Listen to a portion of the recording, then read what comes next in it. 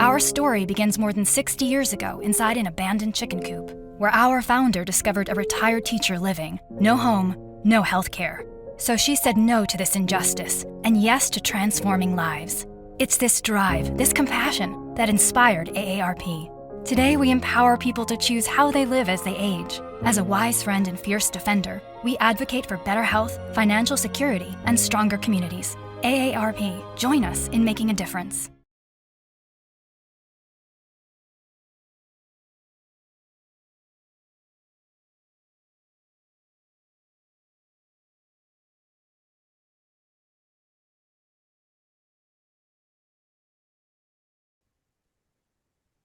Hello and welcome everyone to the second episode of Dr. Mark DeBrincat's Brain Health Boost Strategies for a Sharper Mind. In this episode, he will be diving into a simple yet powerful habits that can help you strengthen your memory, sharpen your focus, and support long-term brain health. Whether you're looking to improve your concentration or keep your brain energized as you age, we hope that you will learn from Dr. Mark DeBrincat's tips today. So, let's get started on the journey to a healthier, more vibrant mind.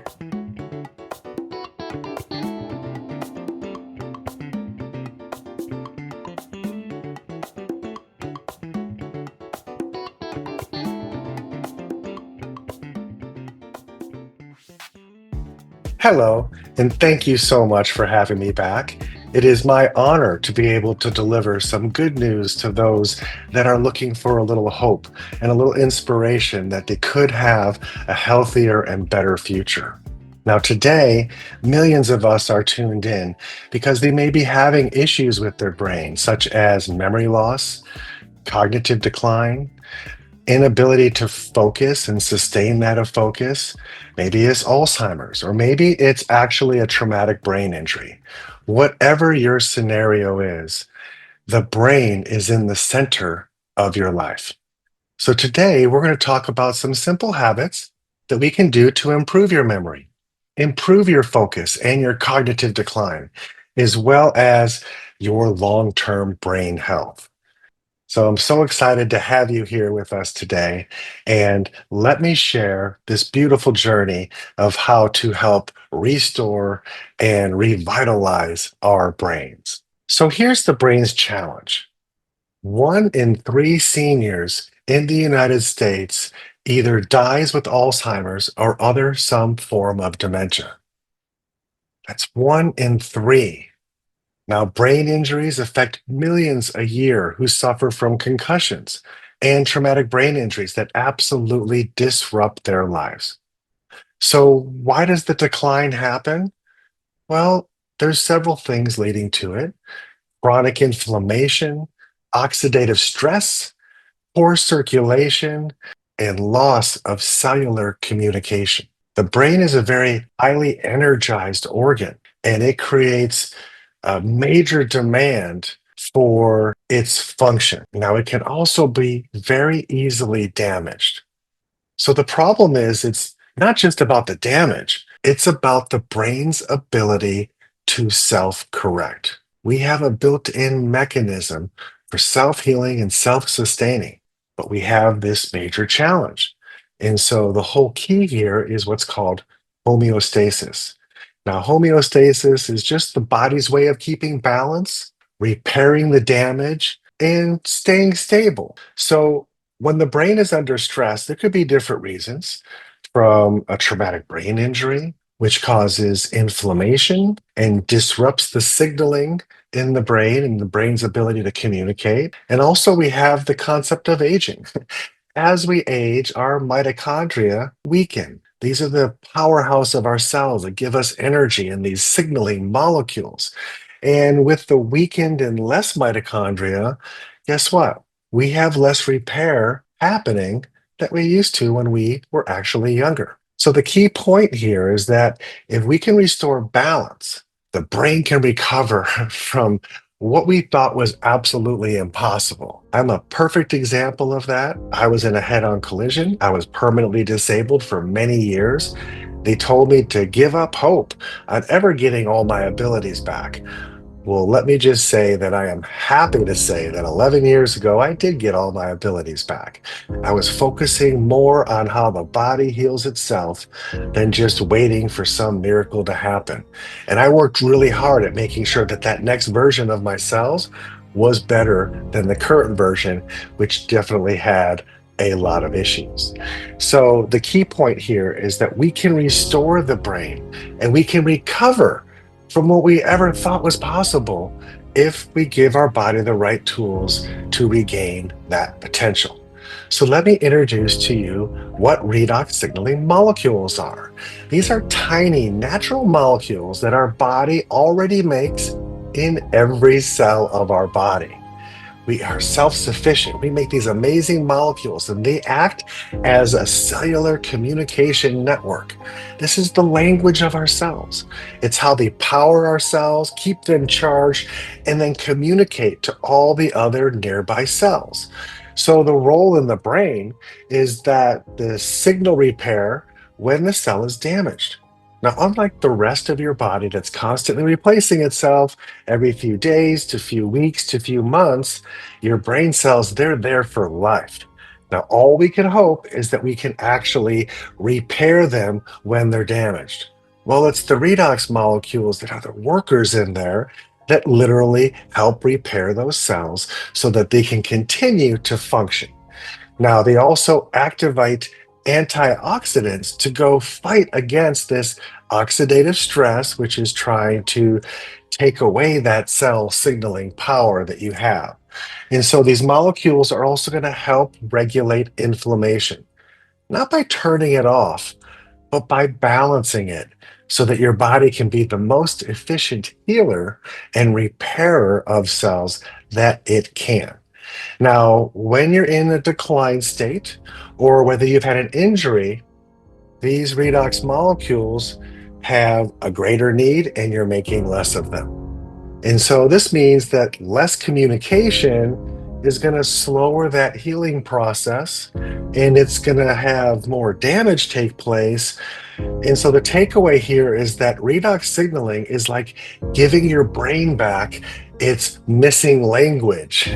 So those cells can communicate and understand what they're needing and what they're trying to ask for and how to repair themselves. It's a beautiful concept that we can be created with such amazing diversity inside our own body. So, how does this support prevention and recovery of our brain cells? Well, it's very simple. Prevention of declines, it's all about keeping that oxidative stress in check. We are producing molecules that are neutralizing the oxidative stress, attacking our nerves, and taking that signaling away. This reduces the damaged inflammation when there's been an injury. It also enhances the communication for faster repair of your tissues. And it improves our circulation and our oxygen intake to be able to feed our cells the necessary molecules for them to repair themselves and recover. So it's all about balancing this oxidative stress so it doesn't turn into inflammation within our brains. So, what practical hope do we have to restore some of these losses and issues that we're dealing with? Well, I will say that it all starts with nutrition. Having a healthy diet with lots of plant-based foods and lean meats and vegetables is going to help your body produce a ton more redox molecules to give you that reserve and that resilience that you might have lost. It's important that we eat lots of healthy fats from salmon and from avocados and from nuts and olives. These are fats that our brain needs. Your nervous system needs fats to be able to fire. So I promise, eating healthy fats will not make you fat. It's going to make your brain healthier. And your brain will shrink over time if you do not have enough of these fats in your body. Now, the second component to this is hydration. Water is everywhere. We're over 70% water inside our bodies. Many of you don't drink water because it doesn't taste good or it makes you go to the bathroom too much. We're supposed to reabsorb 99% of our water back into our blood. 1% comes out as urine when we're signaling properly. If we have toxins and things in our body that our body doesn't want, we are going to flush more of that out. But here's the key: if you don't have hydration, all the bad things just get embedded into your tissues and affect your health long term. So, water truly is the key. I want to add a caveat on there that filtered water is the key. Otherwise, your body becomes the filter. And we don't need to be filtering things that are unnecessary, from clean air to clean water to clean food. Try to eat as clean of food as you possibly can.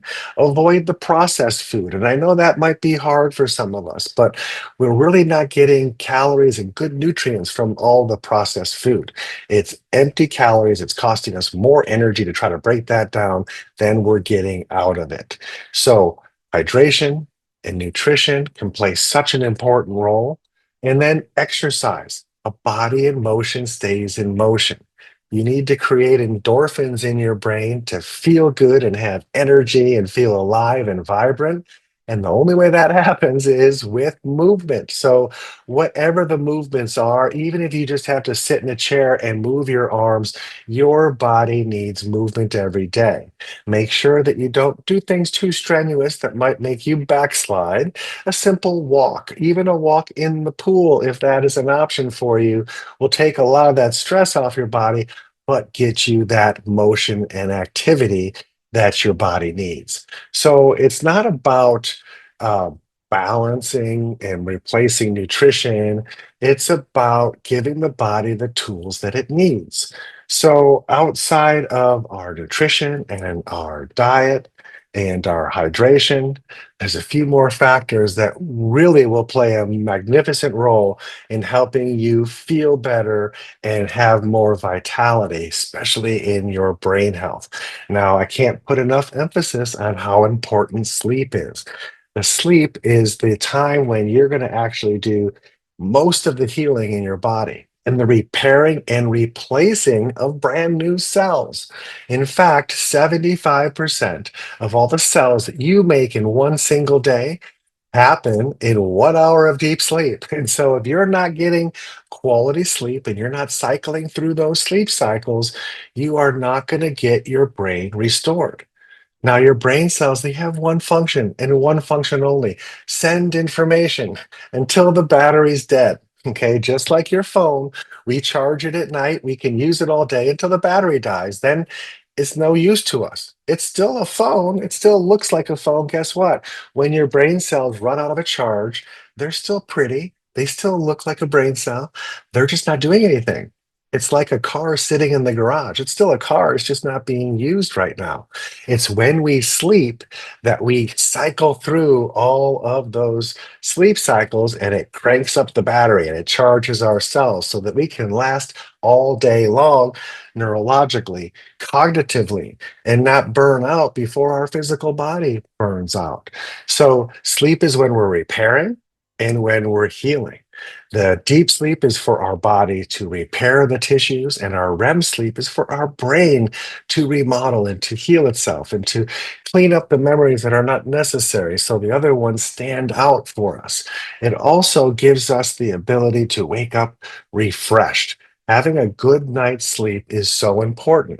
It's important that your room is pitch black. If there's any lights on at all, that they're red lights. This will not wake you up out of your sleep, and it'll help you get back into sleep.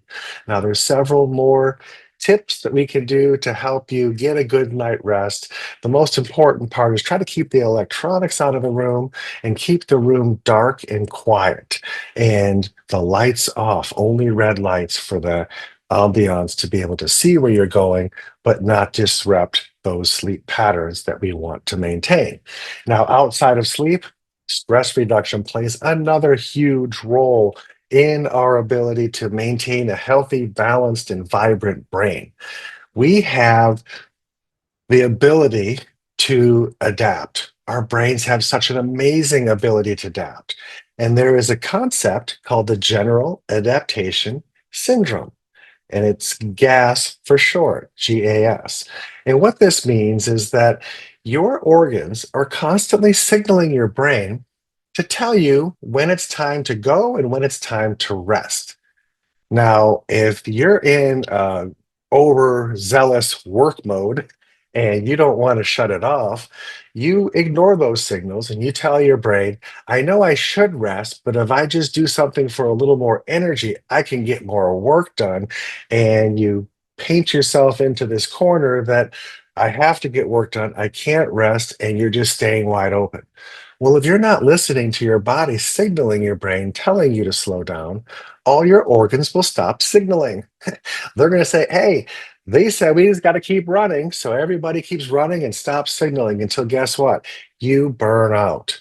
We want to avoid that burnout. And inevitably, it'll happen in all of us if we ignore the signals.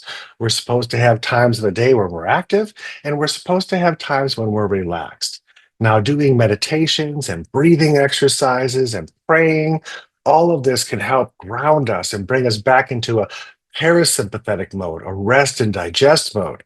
There is a time for fight and flight, and there's a time for rest and digest. And we want to have that balance. Doing deep breathing exercises can assist you in reconnecting with your body to be able to listen to those signals. Your brain will override them all and tell you to keep going, going, going. But that's not going to lead to good future for you. We want to help you live a nice, long, and vibrant life and have all sorts of energy to be able to play with your grandchildren and socialize and have activities that you're constantly doing. Now, there's also supplements that we can take that help enhance our body's redox potential. And that can be a natural way to help boost your journey and get you to where you're trying to get faster. So it's important that it's not all about medicine, and we're not trying to take away your medicine. We're just trying to give your body the tools it needs to thrive and survive. Your body will never overheal itself. Okay. But it can definitely underheal itself if it doesn't have the potential. Think of a battery. When the battery goes weak, your phone doesn't work. It needs potential. So our bodies have this built-in mechanism to make all sorts of redox to give us that potential again. I hope that you connect to that, and maybe having a different set of facts makes it a little bit easier to make some wise decisions about how you're treating yourself. Because inevitably, nobody else is going to care about what you're eating and what goes into your mouth and how you're taking care of yourself. But your brain does, your cells do. If we started treating our body like we do our own children, we would all be so much healthier. So I want to thank you all for listening, and I want to affirm our shared mission of brain health. Okay. Cognitive decline and brain injury is not a hopeless sentence. You have the right tools, your brain can recover, adapt, and thrive. Just start with small little steps. Each one is its own victory. And know that the redox signaling molecules is opening up a whole new frontier of brain health for you. And together, we can change families all over the world. Thank you so much for joining me, and I'll see you next time. God bless. Well, hello, everyone, again. That was certainly a very interesting topic that you have shared, Dr. DeBrincat, and I am always honored to have this conversation with you. We are asking all of our viewers to just send us your questions, and we will try to get to it. We cannot promise you that we will get to everything, but we will select, and I can see that some of the questions are popping in. Are you ready, Dr. DeBrincat? I sure am. Thank you. Okay, so let's start with this one. What exactly is redox balance, and why is it so critical for brain health? Well, thank you, Grace. That was a great question because not many people understand what redox balance is. And so it's a balance inside our brain cells that is either oxidative stress or inflammation. Those are the only two kinds of stress that any of your cells can ever feel. And if it's oxidative stress, we make redox molecules to neutralize it. If we can't neutralize it and that oxidative stress gets too far out of hand, it leads to inflammation, and that can lead to autoimmune issues. And so having the right redox balance keeps our brains at homeostasis. keeps us healthy, and keeps us with reserve and resiliency so we can respond to our environment and to different stresses easier and be able to maintain that homeostasis in our brain. Okay. So thank you for that explanation. And we will pick another one here. How does oxidative stress actually harm the brain or over time? Okay, that's another great question. Many Okay. people don't understand how oxidative stress damages our brains over time. So think of an apple, and if you were to take a bite out of that apple, what happens? In a very short time, the oxygen in the air attacks that apple, the inside, and uses up all of its sugar, and it turns brown. And so that's been oxidized. Think of rust on metal. Water gets to it, oxygen hits it, and rust creates. And so that same mechanism is happening inside our cells if that oxidative stress gets out of balance. It could attack the lipids, which are the fats around our nerves, and disrupting its ability to actually signal.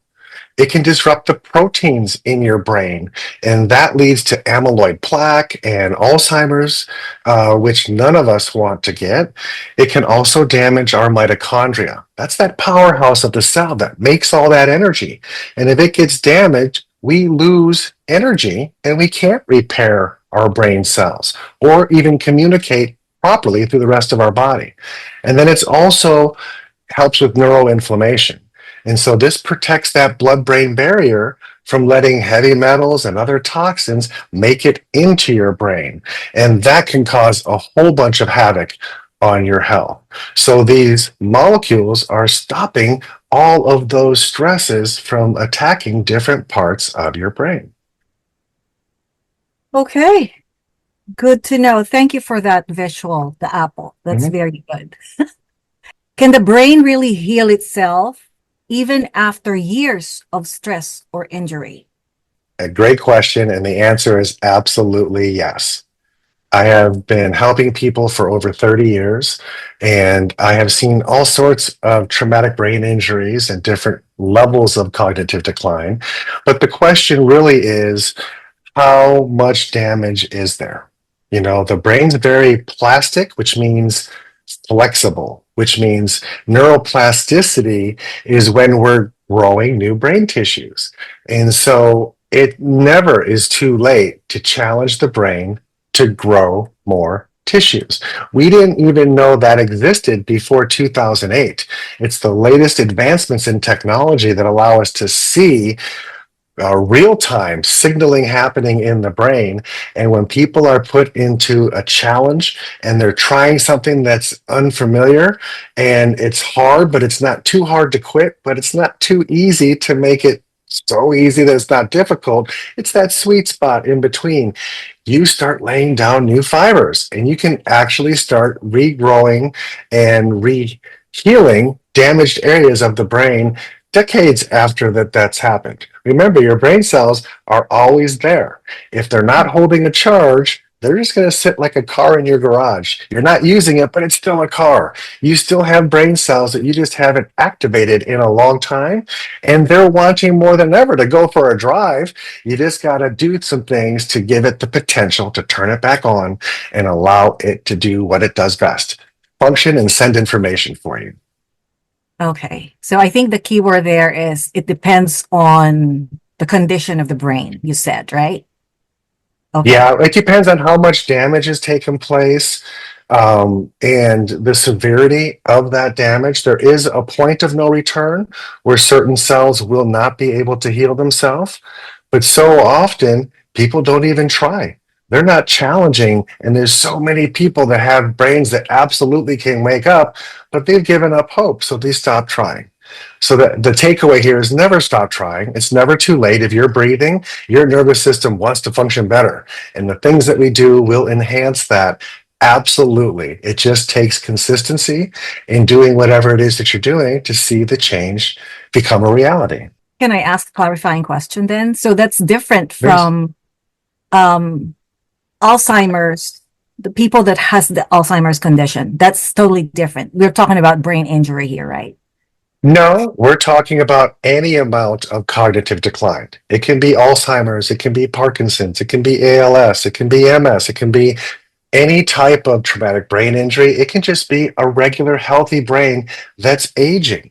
Okay, and that you're not as sharp as you what used to be, and your memory might not be as great as it used to be. Those are all normal signs of aging, but it's also normal signs of depleting your body's resources of these molecules that allow everything to keep happening. So it doesn't have to be related to any condition, or it can be every condition. It's all going on in your brain, and your brain wants to thrive. And it's very agreeable. So it wants to do things that if you're doing it and it works, it wants to keep doing that. It understands what it is to thrive, and it's just looking for a place to perform. And so we want to activate our brain cells. We want to do everything we can to keep them healthy as long as we can so we can live this wonderful long life of being healthy, not a slow decline till your last breath. Okay, there's so much more living we can all do. We just have to give our bodies more potential. So, what kind of doctor should one look for so that we can? This is my own question. Okay. What, um, like, you know, who it should I? depends. It depends on the type of situations that you're having. I am not a mental health practitioner. I Okay. am more of a brain doctor. Okay. And so I can objectively evaluate the brain and then recommend therapies and treatments to help target and grow new tissue in places and reorganize and to give the strength back. And so the outtake here is there's many different types of doctors that all do brain health. Okay, these are things that we've learned after school and went to a lot more school to learn how to be effective with it and to be able to communicate properly and then to be able to do treatments in order to track the progress of how far everybody's come. So you would be looking up QEEG brain mapping, cognitive tests, okay, things of that nature. And of course, you can always find that on thegoodnewsdoctor.com. I should know that. I should start from you, and then you tell me where to go. We are really running out of time, but I want to squeeze in one last question for this show. For someone who is weak or overwhelmed, how can they take to begin the redox or the brain healing right now? What's the first step? You know, I'm glad you asked me that question because a lot of times people get all this information. It can be a little overwhelming. And they're saying, where do I start? Okay, you start with one baby step. Okay, you eat an elephant one bite at a time. Okay, so one simple thing like a handful of berries or some more leafy green vegetables or just 5 minutes of breathing, calm breathing and rest. Okay, these are just simple habits. Try one thing and be consistent with it long enough to make that a habit. Prioritizing your sleep could be the first step for some of you. If you're not sleeping well, it's so hard to get your brain better because your brain's recharging itself and healing during sleep. So we need to make sleep a number one priority for those that are suffering. And here's a note for you: 65% of our country needs to take a sleep aid because they have dysregulated sleep otherwise. Now, movement plays a huge role. Some of you might be very sedentary, and so it might be more effective to let's just start walking each day. 15 minutes. If you can't walk, maybe start moving your arms in the chair. Any type of movement that your body does is going to create more health for your brain. Hydration. Some of you might know that you just don't drink enough water, or if you're drinking coffee all day, that doesn't count. You need 6 glasses of water to get rid of the 1 cup of coffee you drink. Okay, so we need fluids. We've talked about that, but hydration is huge. So maybe your first step is just taking a little bit extra water every day, or maybe a little salt in your mouth and then the water so you can actually absorb and drink more water. That's a great tip. Or just focus on my diet. Okay, try to eat less things that are preservatives in them, less artificial food, less processed food. Okay, so All of these things, doing more things to help, stopping the things that are hurting us, that are interfering with our brain health, just one thing at a time. You don't have to be perfect and make everything change overnight. One thing at a time to develop a habit. When you have a win with that, it energizes you, it empowers you. It's like, you give me an ounce of inspiration, I will give you gallons of perspiration to fight for that goal. And so every little one is a victory. And pretty soon you'll notice that you just had 10 new things this year that you've been able to add on and maintain. And now look at the quality of your life. It all goes back to, what are you willing to do for yourself? Okay. There's plenty of people like myself that would love to guide and direct you down that pathway on how to get better. But it all starts with you. You have to believe that you can be better, and that we are wonderfully and fearfully made, and that our bodies are resilient. And if we learn to work with that resilience, we will find a much higher level of health than we have ever achieved before. What can I say? Every episode and have every opportunity to speak to you and for our audience to give all of these wonderful questions really enlightens all of us. So thank you once Thank again, you. Dr. DeBrincat, and expect a call from me. You will be my first. Awesome. Well, thank you so much for having me back again. It's always my pleasure to be able to share the good news with your community. Thank you.